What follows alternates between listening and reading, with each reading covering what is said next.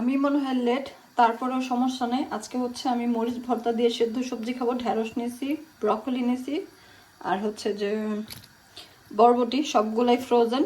এগুলাকে এখন সেদ্ধ করে নেব আর মরিচ ভর্তাটা বানাই। প্রথমে মরিচ ভর্তাটা নেই, একটু মাখায়া। প্রথমে আমি ঢ্যাঁড়সটা দিয়ে খাই, কারণ ঢ্যাঁড়স আমার পছন্দ। বিসমিল্লাহ।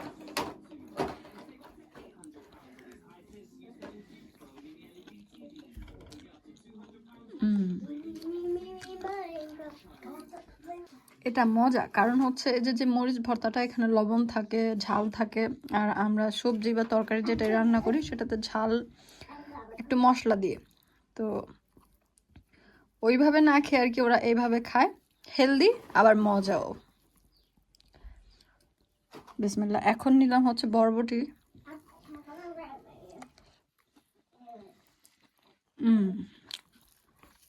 এটা যেটা এক্সপ্লেন করলাম, খাবারটা খুবই মজা, হেলদি।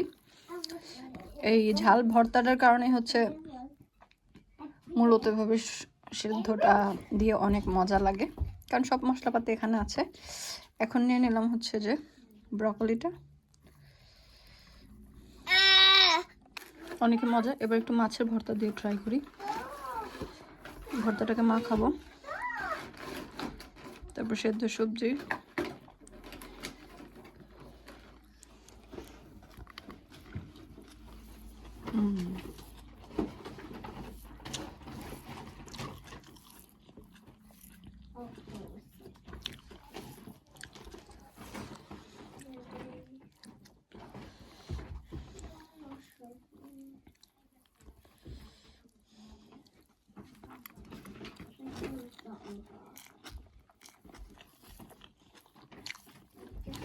আসলে খাবারটা মজা, হেলদি ওয়েতে খাওয়াও কিন্তু ভালো। খুব বেশি মশলা না, তেল তো ছাড়াই অবশ্যই।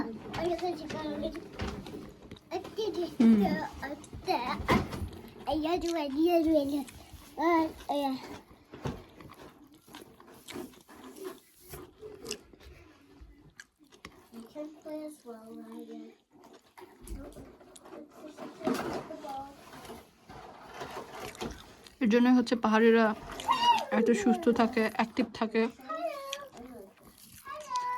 এত কাজ করে খেতে পারেন। কারণ দেখেন, কোনো সাদামাটা, অত বেশি তেল মশলা না, কিন্তু হ্যাঁ একটু ফ্লেভার তো রাখতেই হয়। তার জন্যই এই ভর্তাটা তারা সাথে রাখে মেবি, আমার ধারণা।